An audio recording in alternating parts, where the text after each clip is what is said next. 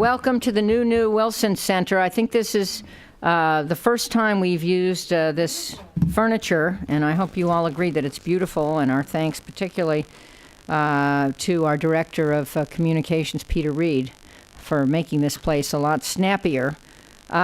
Special welcome to the Ambassador of Bahrain, who is, where is she? Right there. And the Ambassador from the Arab League, who's right here. To many friends who are on the Wilson Cabinet and other Wilson groups, dear personal friends of mine, and to Jim Zogby's son, Matthew. Where's Matthew? Right there. I said, so you brought your baby? And he said, excuse me, I have babies. But according to this mother of four, our children are always our babies. So we're pleased to see all of you here. As many of you know, the Wilson Center joined forces, I think it was early last year, with NPR to create a public event series that we call the National Conversation. The quality of the debates during our last few NatCons has been truly spectacular. Our audience engaged with leaders like General Keith Alexander on cybersecurity, Graham Allison on the relevant lessons of the Cuban Missile Crisis, on its 50th anniversary, Henry Kissinger on China's once-in-a-decade leadership transition and its implications for the U.S., and so forth. We were privileged to have my good friend Jim Zogby here this past September for a very important NatCon on America's role in the second decade post 9/11. NPR's Tom Gelton, who is sitting there, moderated that public discussion and the one on cybersecurity, and we're pleased that both Jim and Tom are joining us here again today. A few words about the Wilson Center for new audience members, both in this room and tuning in via live webcast. Unlike the Washington Monument or the Lincoln Memorial, the Wilson Center is the living memorial to our first internationalist president. Chartered by Congress in 1968, it is the United States' key nonpartisan policy forum, we believe, for tackling global issues. Our goal is to build a global brain trust, a network that generates actionable ideas and prepares the next generation of leaders for the policy challenges ahead. And let me just mention that earlier this morning, we hosted several very senior members of the Egyptian government, and they had an on-the-record conversation with many from think tanks in this area and others who asked some pretty tough questions and also got very candid answers. That's the kind of thing we do at the Wilson Center. Some of the greatest challenges today, as all of us know, stem from the MENA region, and the Wilson Center follows developments on the ground very closely. Led by the fearless Haile Esfandiari, right there, our Middle East program is extremely highly regarded. Haile, who is participating in today's panel discussion and was part of the discussion this morning, has personal experience with the current Iranian regime. She was detained, as many of you know, in Iran for 8 months, including 105 days in solitary confinement, as she went to visit her mother. Her entire career has been dedicated to promoting understanding and dialogue between the U.S. and Iran. And maybe there's a glimmer of hope. I don't know. The press is up and down on this, but if I weren't an optimist, I wouldn't have spent 9 terms in the United States Congress. And I was at by the way, the Munich Security Conference last month when Iranian Foreign Minister Ali Akbar Salehi offered to hold direct talks with Washington on what he called the nuclear file. He emphasized that no Iranian red line was getting in the way of direct negotiations with the United States, though he was contradicted a couple days later by the Supreme Leader. Many now think the offer is again on the table. And meanwhile, the structure of the P5+1 conversation last week in Kazakhstan seemed to me to be adroit. It allowed room for both sides to save face, and maybe that means, maybe not, but maybe that means diplomacy will have a chance to succeed and achieve the goal of stopping Iran from developing a nuclear bomb. At the Wilson Center, we believe it's critical, especially with Iranian elections coming up in June, to understand the perspective of those on the ground. How do they view Iran's intentions and potential impact, and the potential impact of a nuclear-capable Iran? These are questions posed to Arabs and Muslims across the MENA region in Jim Zogby's new report. And I just want you to know I have one of the few printed and autographed copies on the planet. I am a very special person. The report is entitled Looking at Iran, How 20 Arab and Muslim Nations View Iran and Its Policies. That will be the launch pad of today's discussion, and Jim will summarize his report. After he details his findings, Tom Gelton, who covers global security and economic issues for NPR, will introduce our other very special panelists and moderate a discussion. I always tease Tom by calling him the husband of a rock star, Martha Raddatz, who apparently interviewed John Kerry today in Saudi Arabia? Where? Qatar. Okay. Martha, as we know, is the chief global affairs correspondent for ABC News. I always give her a shout out. And one of my role models for brilliance, professionalism, and unflinching readiness to go anywhere and do anything to get the story. Tom is very lucky and also very talented. So it's my pleasure to introduce a good friend, Jim Zogby, who is a singular voice in helping the world and many of us understand the Arab perspective. The founder and president of the Arab American Institute, Jim is also the author of a fantastic book, Arab Voices. A copy sits on my desk a few floors up from here. He is renowned for gathering compelling poll data and through direct interactions with let me try that again. Gathering compelling poll data through direct interactions with people from all across the Arab world. Please join me in welcoming Jim.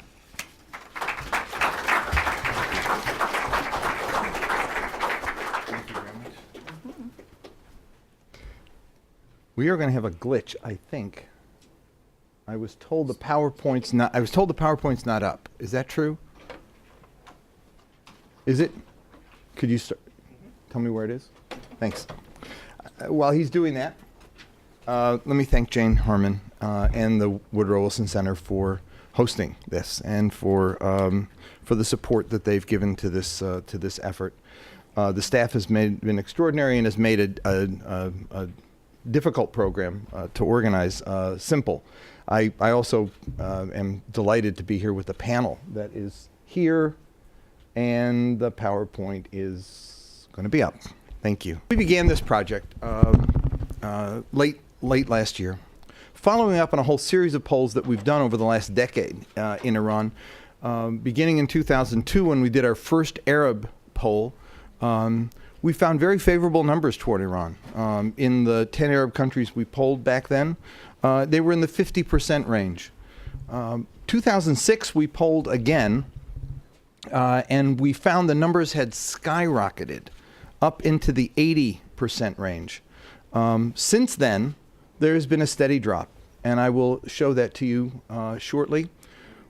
We found numbers were so interesting that this year we decided to do a rather comprehensive poll, 17 Arab and 3 non-Arab countries, Turkey, Azerbaijan, and Pakistan, to get a better sense of how the region is seeing Iran, not just Iran's favorable, unfavorable attitude, but the Iranian people, Iranian culture, Iranian civilization, its contributions to Islam, and Iran's nuclear program, and Iran's policies in everything from Bahrain and Lebanon to Iraq and the broader Arab Gulf. We covered all of those areas in this poll, and the poll was completed in November, and the results are here today. Here's what we find. We find a continuation of the trend that begins, this sets the backdrop for it. Those were the 2006 numbers in the 6 countries that we polled rather regularly. The numbers have continued to drop, as you see, in almost every country. The UAE number is slightly different because in 2011, as the asterisks indicate, we polled all Arabs in the UAE, not just Emiratis. During the same period of time, just by contrast, the U.S. numbers. U.S. numbers are interesting because you see, despite the fact that it looks, like out of sync, there actually is a pattern here. Iraq war begins and you see a drop in several countries in 2003, low levels in 2004, beginning of a new administration 2005, numbers go up, not significantly in most, but in two they go up rather significantly, that is in Morocco and in Jordan. The numbers drop again in 2006, stay at a low point in 2008, even with the beginnings of the Obama, Hillary Clinton, and the fact that there was going to be something new happening. The numbers go up in 5 of the 6 countries, and then go down again in 2010 and 11 in 5, and then in 4 of the 6 countries polled. And so this U.S. trajectory follows a certain pattern, despite the fact that they're not all overlapping one another. In 2012, here, let me begin the polling in 2012. Here's the attitude toward Iran. The attitude toward Iran is negative in 14 of the 20 countries. That continues the downward trajectory from 2006.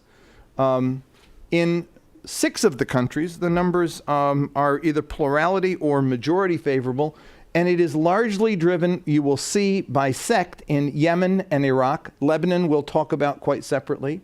Algeria and Libya continue to be outliers, and you'll see that in almost all the polling. Libya and Algeria having a very different mindset than the other Arab countries, but the numbers are quite low in the rest. In 2006, when we did the poll, in late 2006, we had the polling done on the heels of the Israeli invasion and fighting in Lebanon, the devastation of the infrastructure of Lebanon. Also, there was, prior to that, bombings in Gaza. There was also the continuing war in Iraq and the revelations that had continued to come out. That was one of the hottest years, 2005, 2006. On the heels of all of that, Iran was seen as something quite different. In successive years, Iran is being viewed differently. Let's see how Iran is being viewed differently and over what. First is Iran's role in Iraq. Viewed negatively in every country, only positively in Iraq itself and in Lebanon. And again, this is sect-driven. A word about Lebanon. In the polling we've done on Lebanon over the years, we find that Lebanon is deeply divided on several issues. Divided, for example, on Syria. Divided on Hezbollah. Divided on Hezbollah's arms. Divided on the Lebanese tribunal, the international tribunal, over finding who was responsible for the assassination of the late Prime Minister Rafiq Hariri. But on Iran, it's almost as if everything freezes. And when you mention Iran, what you get in Lebanon is seeing Iran through the prism of back in 2006, when they felt abandoned by most of the other Arab countries, felt abandoned clearly by the United States and Europe, and Iran was the only country standing with them. And then Iran provided assistance since then and investment since then. So it's almost as if the attitudes towards Iran are dependent upon which prism you see Iran through. We were talking at lunch today about the fact that maybe in Yemen and Libya, they're seeing Iran through a 30-year-old prism. In Lebanon, they're seeing it through a 6-year-old prism. But in the other Arab countries, they're judging Iran's more recent behavior. For example, the Green Movement. Only in Libya, in Libya, Algeria, Iraq and Lebanon and Yemen, do you see something favorable for the government. In almost every other country, it is identifying with the Green Movement. Iran's role in Bahrain, viewed positively only in Lebanon and Iraq, and viewed negatively in almost every other. In 15 of the countries, a majority negative. Iran's role in Syria, viewed positively only, again, in 2 countries, and negative in every other. Syria is, in fact, I'd call it the nail in the coffin of Iran's favorable rating across the region. We've done these polls now on these issues twice since 2011, come up with the same results. The Lebanon numbers troubled me so much that we actually re-polled this year among Sunni in Lebanon, came up with the same numbers. And then we did a focus group among the field workers, what were you hearing? And what they told us was they're angry at Syria, they're angry at Hezbollah, but don't talk about Iran. They've been our friend and they've stood with us. Turkey's role.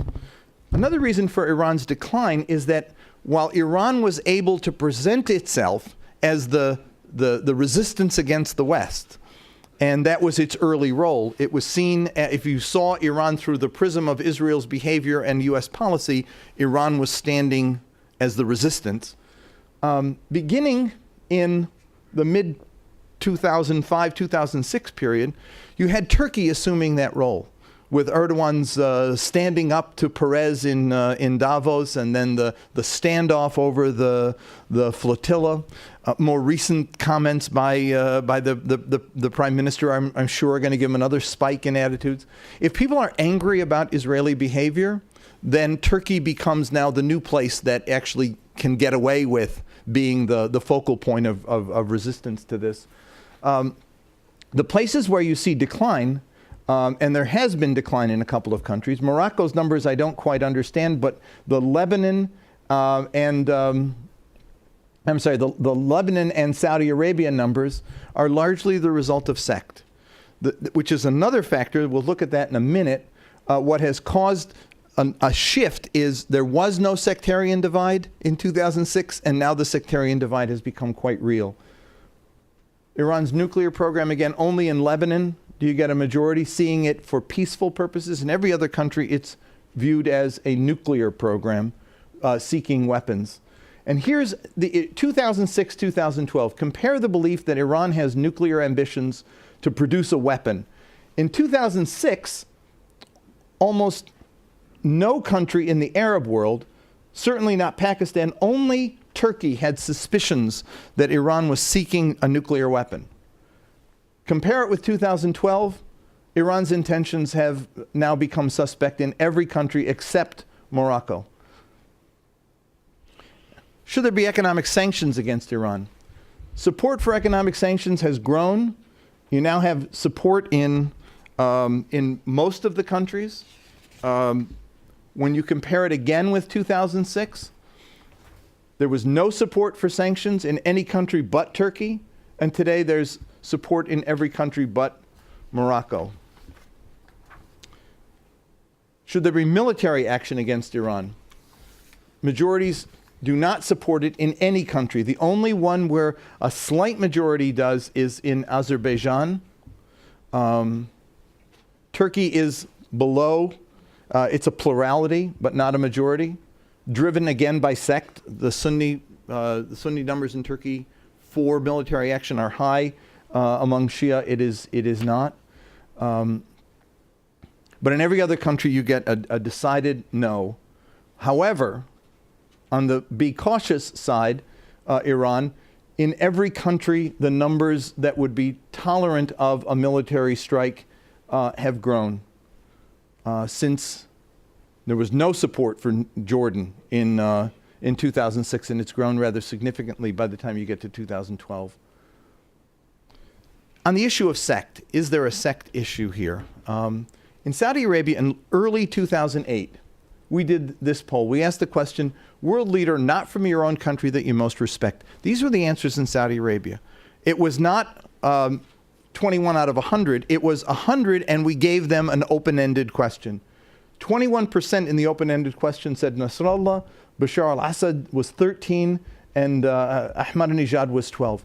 For a combination of a rather significant number of Saudis who are saying that these non-Sunni leaders are the ones they most respect. Again, in Saudi Arabia, in that same year, Iran's favorable rating was 85%. And there was no division among sect, as there wouldn't be with a number of 85%.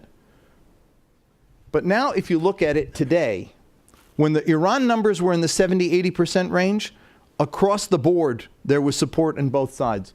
But now, if you look at it, you see on the favorable attitude toward Iran, a decisive margin has opened up between the sects in every country. Several factors can be pointed to. Obviously, there has been a lot of propagandizing on all sides. There have been terrorist attacks by extremists coming from Al-Qaeda and others, Iraq in particular, Pakistan. Also, the Shia community has been targeted. Iran's behavior has contributed to it. The result is that you get this gap opening up that is rather substantial. What mitigates, or mutes rather, the gap is this issue of culture. There are only a few countries where, Yemen being one, is an interesting one, where the Shia community in Yemen are not convinced that their culture is better than the Iranian culture.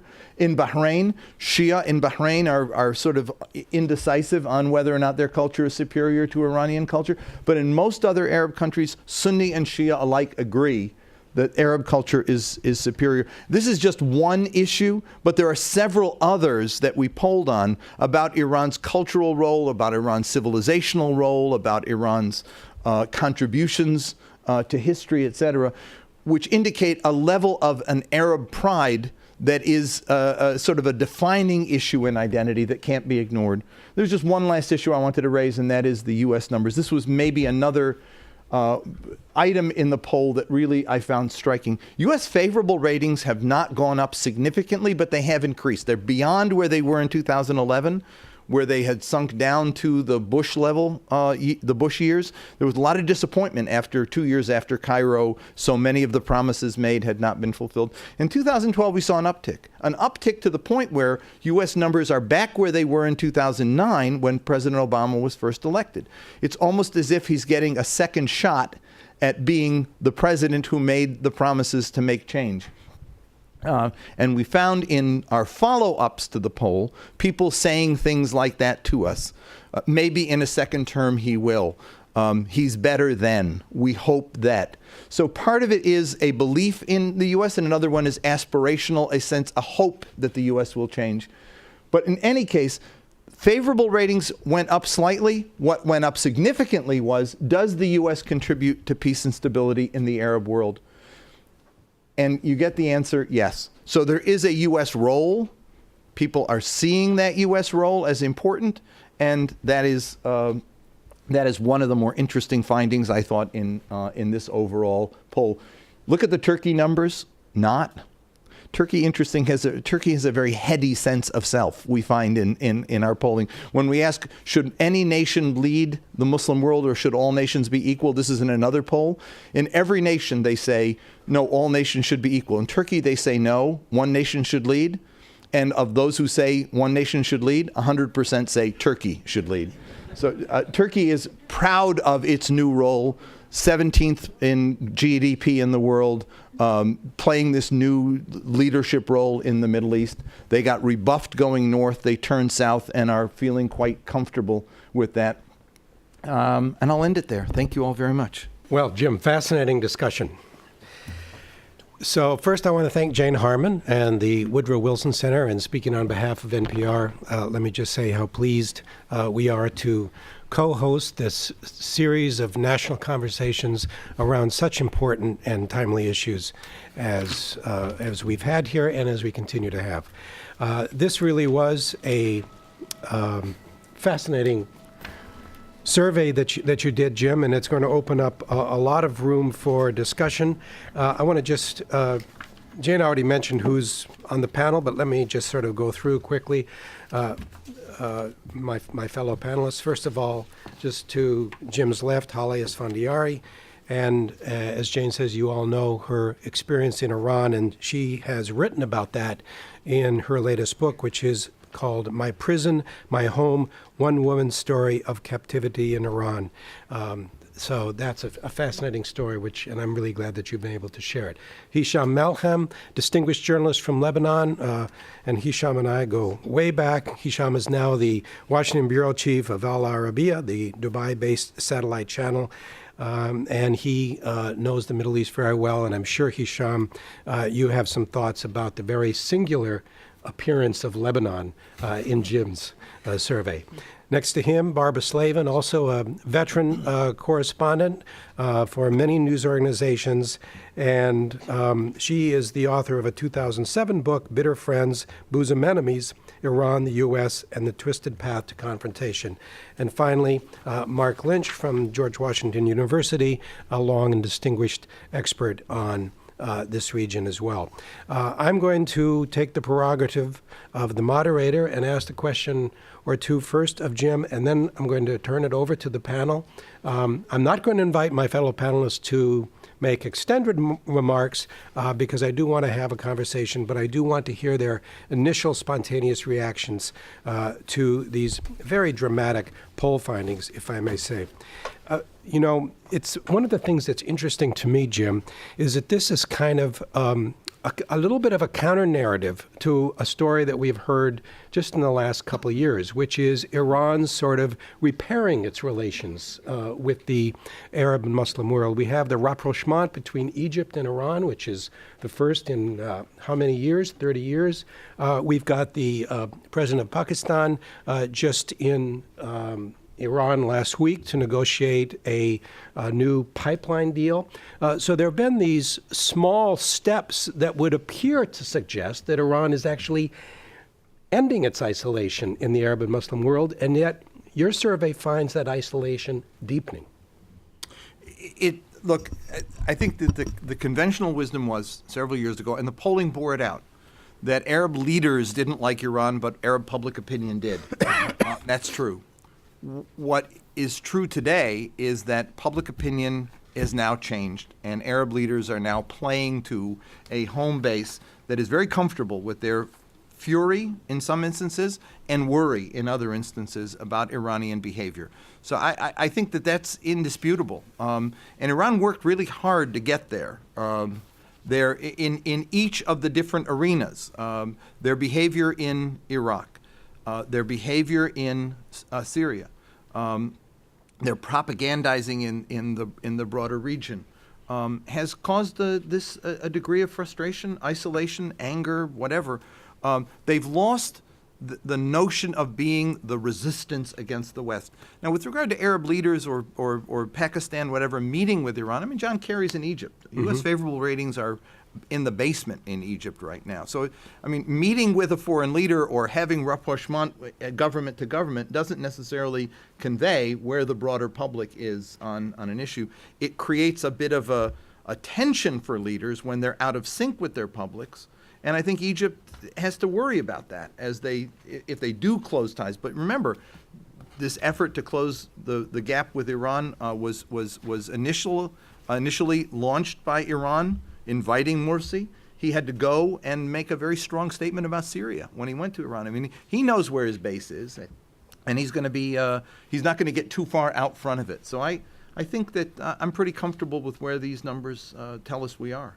Now, your charts, and you took us through them sort of historically, which was very interesting. In other words, you correlated sort of the changes in opinion with actual events that were happening. You didn't have a lot to say about the significance of the Arab Spring, both in terms of attitudes towards Iran and attitudes toward the United States. Did you see looking back over the year-to-year changes, what was the impact of sort of what we call the Arab Spring developments? What the Arab Spring does is not so much change attitudes, but give attitudes and Arab voices a new sense of empowerment. Mm-hmm. In other words, if I were to one thing, a comment about the U.S. role. You saw the favorable ratings and the fact that the U.S. contributes to stability. One of the issues that we got when we did our follow-up focus discussion groups with people is the lower profile. Everything that President Obama has been criticized for, the leading from behind, actually is the thing that the Arab public opinion likes the most. The non-belligerent, non-bellicose, working together with allies in Libya, working together with groups in the broader region to try to solve problems, and not dictating terms, has actually played quite well for the United States and has created a different sense. The lowering profile, to the extent that actually there's more support for military action against Iran now than there was. I'm not sure that that's tied to it, but there is more support. But I would suggest to you that given the opposition, that if the U.S. were to strike Iran, you would see a reversal rather dramatically. It would be President Obama playing by the old rules. Mm-hmm. And this is America again. And if anything would reopen the door that Iran has worked hard to close on itself, it would be a military strike on Iran. Iran knows how to use that to its own benefit, and it would actually work in a very counterproductive way. I think you would see Iran's numbers go back up, America's numbers go way down, and Arab governments who supported that strike would also be impacted.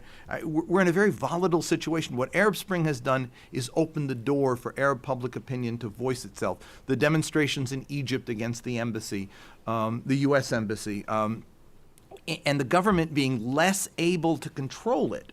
We had allies in the region who were able to control and tamp down this dissent. They're less capable of doing that right now, and public opinion has not only been aroused, but has been empowered.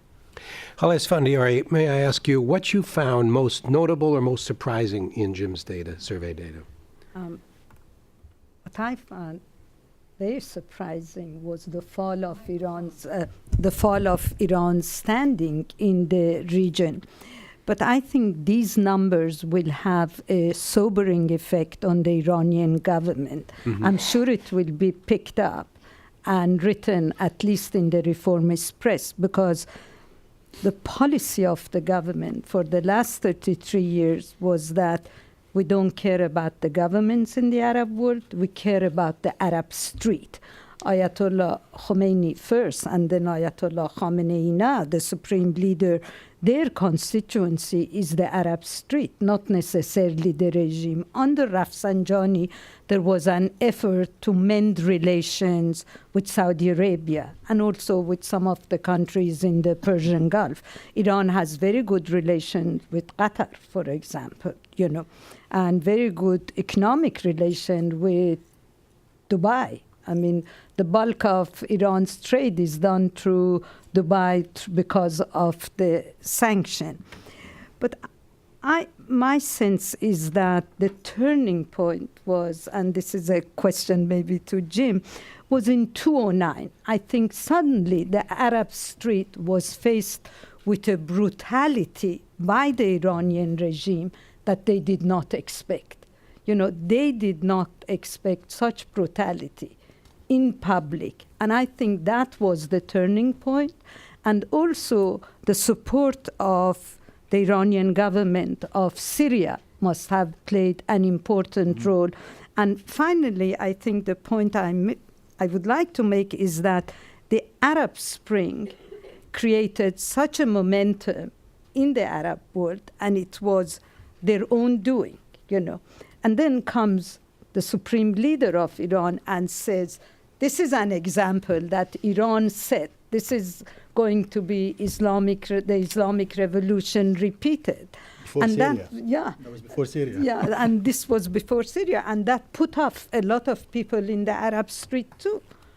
So I think this is the reaction. Sure. Okay. Jim, we'll get a chance to get your reaction too. Let's go through the panel first. Okay. Hisham, and you do have to say something about Lebanon, but more generally, what's your... Well, that's a country I know a thing or two about. But let me start with a quick caveat. I have a jaundiced view of polling everywhere, particularly in the Arab world, although we've been polling in the Arab world for a number of years.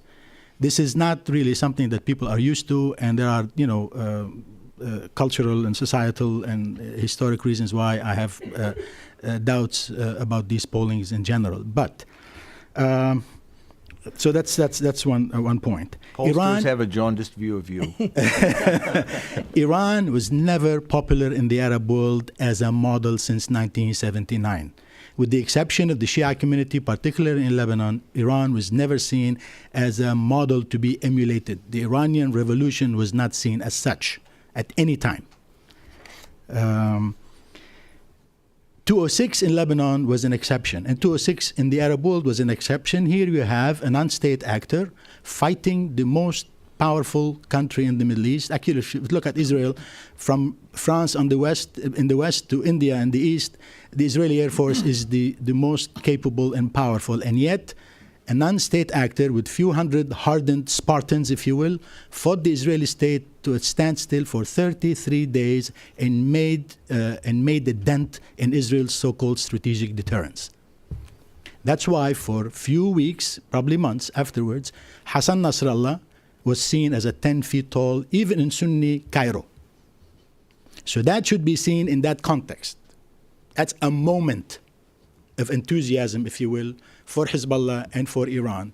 Not necessarily because Iran is a model, and not necessarily because Hezbollah is a great organization, but because they stood against the Israeli onslaught in Lebanon, which really visited an incredible amount of destruction on a helpless country named Lebanon. In 2008, when Hezbollah took over West Beirut, which is mainly inhabited by Sunnis and Greek Orthodox, the reaction was visceral against Hezbollah, and unfortunately against the Shia. Here we have the sect, the political views that are driven by sectarian considerations and sectarian animus. Now, the Shia-Sunni divide in the Arab world is worse than I've ever seen in my life, worse than I've ever seen in modern history of the Middle East, not only of the Arab world, but in the Middle East. And everything is seen, unfortunately, through the sectarian prism. Now, when I was looking at the results, I was dumbfounded by Lebanon. That's Tom was asking me to talk about. 84% of the Lebanese favorable to Iran. I mean, you know the Lebanese, they are infamous for their sectarian beliefs. I mean, the Lebanese think that they are the most sophisticated people in the Middle East. But you scratch a very well-dressed Lebanese and you find a tribal man. And so if you look at that, the Lebanese attitudes through the sectarian prism, there is no way under the sun that 84% of the Lebanese would have a favorable view of Iran. 75% of the Sunnis of Lebanon have a favorable view of Iran. I mean, you know, this is really too much. 81% of the Christians, I mean, I was born in that community. I know a few things about them. Yes, they are divided, but there is no way 81% of the Christians of Lebanon support them. And then when you compare with the same chart, that only 56% of the Lebanese Christians have a favorable view of France, our tender mother, as we call it in Lebanon, Al-Umm al-Hanoun.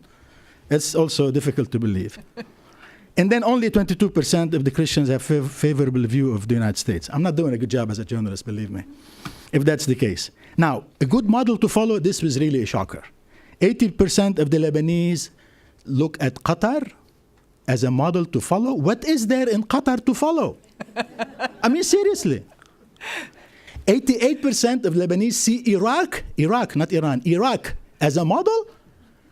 I mean, that's also difficult to believe.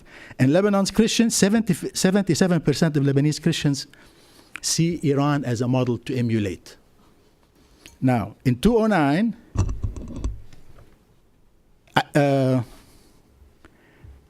in 2009, when Jim was talking about the Green Revolution, again, the figures in Lebanon are staggering. 83% of the Lebanese supported the Iranian government's crackdown on the Green Revolution. 83. Iran as a role model for my country, 87% agree in Lebanon, 86% of Christians agree with that.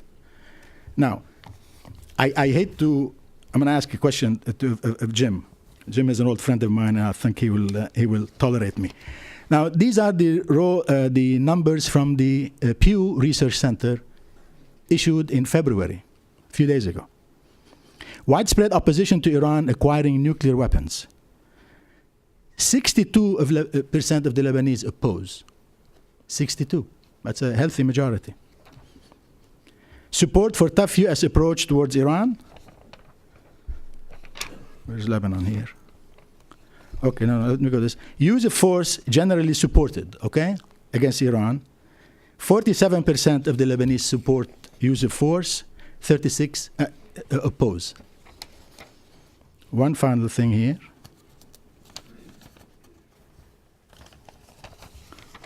All right. Iran widely disliked.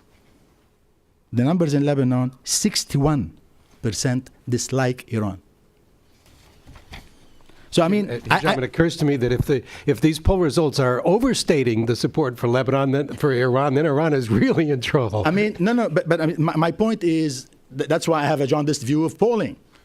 I mean, here you have a respected, Jim. I know Jim has been working on these for many years, and then you have the Pew. I mean, they have been doing these pollings in the region also for a number of years. The discrepancy here in terms of the numbers are really staggering. But anyway, I mean, I'm not a pollster. By academic training, I studied philosophy, and I know the history of the region. You have to follow anecdotes, you have to follow cultural trends, you have to follow political trends. The numbers in Lebanon on Iran do not, in Jim's polling, do not correspond with what I know about Lebanon, do not correspond with what I know about the region in general. Hisham, can I give Jim a really quick... Sure, I'm sorry about that. First of all, Hisham, that was a classic Lebanese response. The poll is not about Lebanon. The poll's about Iran. It's not always about Lebanon. The Lebanon numbers are out of sync. You're absolutely right. But you know what? If you looked closer at the poll, the Pew poll, and looked closer at the other numbers, the other Lebanon numbers were right on target with everything else we've done over the years. Attitude toward America, the same. Attitude toward Saudi Arabia, the same. Attitude toward Turkey and Russia, the same. Nothing moved but Iran. So the question is, why did the Iran numbers move in November of 2012? The Pew poll is April of 2012.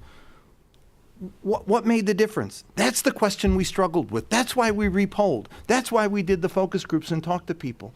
And that's the answer we came up with. They were not seeing Iran at that point through the prism of the United States. They were seeing it still through the prism of Israel. And they were seeing it in a very different way, and they came up with different answers. Now, if you also look at the Pew poll and compare, they have 70-something% of Pakistanis having a favorable view of Iran. We had 20-something%. They had different numbers on Egypt than we did.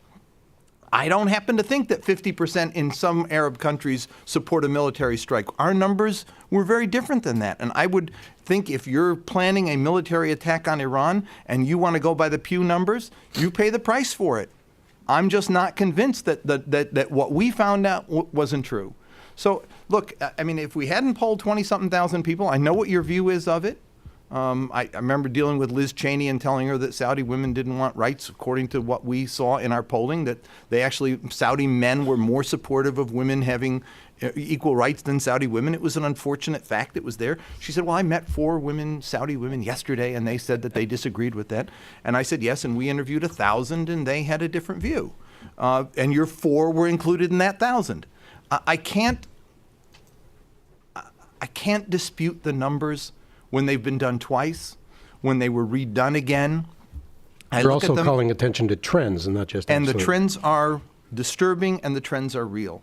And the issue is that Lebanon does stand out in these numbers, but the rest of them are on target. And I think that what we have to do is look at the Lebanon numbers and not throw it out, but say, what were they telling us? What were they trying to say here? What made a difference? And what we found as we asked those follow-up questions was that people were saying something about Lebanon's situation in the world, its sense of beleaguerment, its sense of still being threatened, and Iran was playing a different role for them than it was in the rest of the region. And I think that's something to take into consideration. Hisham, I want to get back to you, but first let's let Barbara and Mark have a crack. Yeah, thanks. I think that the support for Iran was an aberration in 2006, but there was also a certain admiration for Iran. I remember living in Egypt in the 1980s, and there was a sense that Iran was more democratic than any of the Arab countries. And expressing admiration for Iran was a kind of protest vote. It was like voting for Beppe Grillo in the Italian elections or Ralph Nader. It was a way of sticking your finger in the eye of the pro-Western autocrats that were in charge of your own system. So once those governments started to be overthrown, there was no longer a need. And of course, Iran, as Hala pointed out in 2009, cracked down viciously on its own people during a presidential election and still has 2 presidential candidates under house arrest. So whatever sense of admiration started to disappear then, and I agree with you, Jim, that the nail in the coffin definitely has been Syria. But we also, for me, the interesting results were also ethnic. They weren't just sectarian. And ethnic in the sense of the Turks and the Azeris, I found most fascinating that even Azeri Shiites disliked Iranians as a people by a margin of 71% to 26%. What does it say that Azerbaijan has such a negative view, that Turkey has such a negative view? And I'm going to quote a Middle East scholar named Shireen Hunter, a very good one, who wrote a book on Iranian foreign policy not long ago. And she calls Iran a strategically lonely nation. And indeed it is. Its closest relationship with a neighboring state has been with Armenia, which you did not poll. I'm not sure why. And Armenia is not exactly a powerhouse. Iran is Persian, it is Shia. It has historically not had good relations with Turks, with Arabs, Shia and Sunni. So I think your poll just confirms that with these added factors, the nuclear issue, which I found fascinating, that there are even small numbers that would consider supporting military action, and of course Syria. Mark Lynch. Great, thanks. I would echo some of Hisham's concerns about polling, not about your polling, but about polling in general in the Middle East. I think it's gotten a lot better than it used to be, Hisham. I think that it's far more commonplace now, far more standard. Newspapers do it all the time. The reports the findings are reported. So I'm less concerned about that, about the cultural issues that you're talking about. But I am worried about trying to poll in what are effectively failed states or conflict zones. In Yemen, in particular, the findings in Yemen were ones that jumped out at me, not because there's anything particularly that I would object to the way Hisham did, but just because Yemen is a mess and polling there is not going to be easy. And it might be interesting to talk about some of those cases. I just had a couple of thoughts on how you might interpret the data, taking it at face value in a slightly different way. I think we sitting here in Washington have a real temptation to look at this and see what is essentially a good news story, that Iran's favorables are down. That means their influence is down. That must mean, by extension, that ours are up, or that at least our allies are in a better position. And there's certainly something to that, although I agree with some of the other speakers that if there were military action, I think that would reverse quite quickly. I think that we shouldn't read that as a green light for military action because I think that would certainly put us back in the prism, as Jim puts it, of American interventionism. But I was actually quite struck by something else, which everybody who follows the region closely is quite familiar with, which is that much of what we're seeing here is rooted in the spread and entrenchment of a really quite frightening sectarianism around the region, which is extraordinarily divisive and extremely hard to ratchet back once it's begun. The events in Bahrain, the events in Syria, and the growing conflicts across the region. And what's striking is that you see these even in places with very few Shia in the population. You see expressions, of anti-Shiism in places like Egypt, which have no significant Shia population, and yet you see the growing circulation and entrenchment of anti-Shia attitudes. And so I see this as much as a cautionary tale about the future of the Middle East as I do a feel-good story about how Iran is losing influence. And I think we need to be very cognizant about feeding or relying on this kind of anti-Shia as opposed to anti-Iranian sentiment. This is the sort of thing which can come back and haunt us very powerfully and deeply as we're in a region of popular empowerment and increasingly permeable and open states. One other point which I'd like to kind of throw out there for us to talk about is that even some of the things that we identify as crucial to undermining Iran's power and influence, such as what's happened in Syria, can also create new opportunities for Syria. When Bashar al-Assad falls, and I do believe he'll fall, Iran's not going to go away. Iranian influence in Syria is not going to go away. And one could easily imagine the emergence of an insurgency which is fighting against what appears to be a pro-Western backed regime in Damascus, which could prove to be quite popular to certain sectors and pockets within the Middle East. In other words, we have to be very careful about thinking about this in an ahistoric way, or in one where we only see our perspective rather than the other perspective.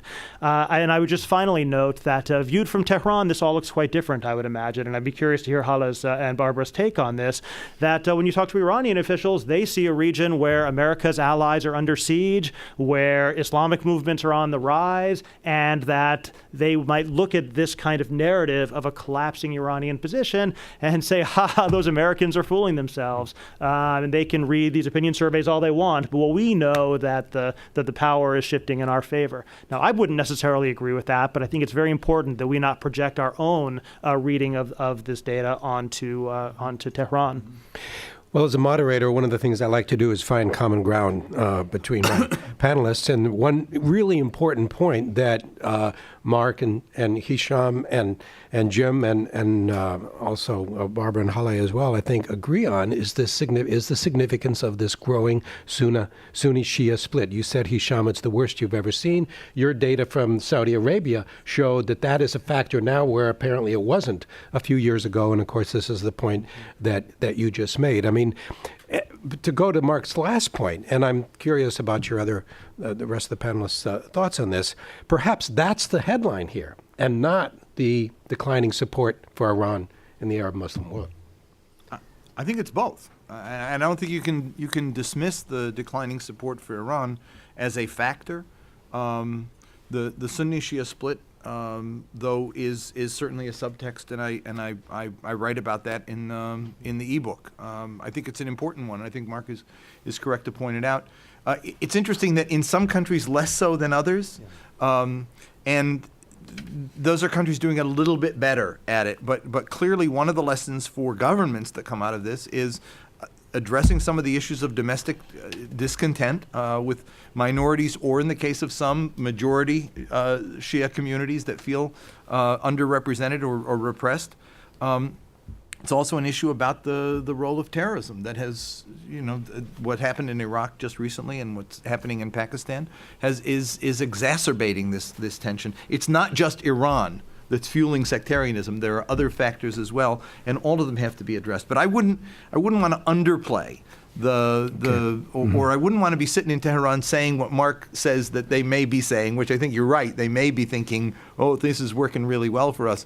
But living in that world that Bashar al-Assad is living in and they're living in, thinking things are going right, just give us another month and we'll figure this out, it's not going to get better, and it's getting worse. Haleh, you said that you think that this survey will get attention in Iran. What do you think they're saying in Tehran?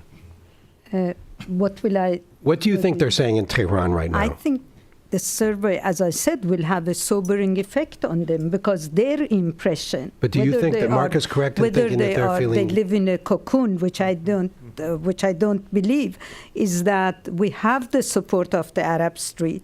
Now, the number of the governments who were against us no longer exists, and we have one big thing in common, and this is the Islamic tie. And I think this is a big mistake to interpret Iran's policy as playing the sectarian roles. I mean, it just so happened that, in the other countries, they are playing it, but the Iranian never talk about the Shiite power. Never. Are they afraid of it? I mean, Khamenei sees himself, wrong or rightly, as the supreme leader of the Muslim world, as the Ummah. Yes. He doesn't see himself as a Shiite leader pushing for Shiite hegemony. And if we look at Bahrain, the first couple of weeks of the uprising, the Iranians kept quiet. Then they started making, statements and supporting and so on. So they look at it as an internal issue, and they don't want to play with fire. Pick up on that very briefly, though, Hisham, because we've got to get to the audience. One reason I don't believe that the Iranians sitting in Tehran are happy with the results of this poll, because the Iranians always fancied themselves under this regime as the leaders of the Muslim world. They pretend to be. I mean, if you think that Turkey would like to lead and revive the Ottoman Empire, the Iranians, we have 4,000 or 5,000 years of history. They are proud. I mean, I always say Egypt is probably the only Arab country that has most of the attributes of nationhood. And Iran is as Zbigniew Brzezinski keeps reminding us, is a serious country. Culturally and historically, it has a sense of identity. Even the non-Persians of Iran are Persianized because of the pull and the incredible power and influence of Persian culture. Morocco is a state. The rest are in the stages of being formed as states. So the Iranians have a pretension of being the leaders of the Muslim world. And when they look at the Arab street, they know that the Arab street is not with them. In fact, the Arab street is being now fed by extremists. And in the case in a Sunni country like Cairo, like Egypt, there is a negative reaction against Shia Islam, which is totally unjustified, as Mark was saying. We see that the Shia communities in Pakistan are being slaughtered almost on a daily basis. Not to mention the Christians there too. So you have the sectarians that is being fed by both Sunni radicals and Shia radicals. But the Iranians are extremely good at political cunning. They never talk about Shia Islam.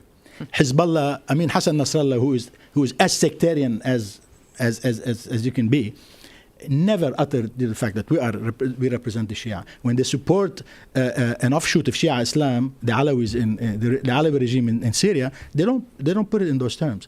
They always invoke quote unquote resistance. That's the new jargon that they use: resistance against the American hegemony, Israeli hegemony, and Syria as part of that alliance, axis of resistance to these kinds of hegemony. So they cannot be happy with what's taking place in the Arab street, if there is such a thing as an Arab street, and also they cannot feel comfortable with the split between the Shia and the Sunnis in the region, because it hurts their ambitions.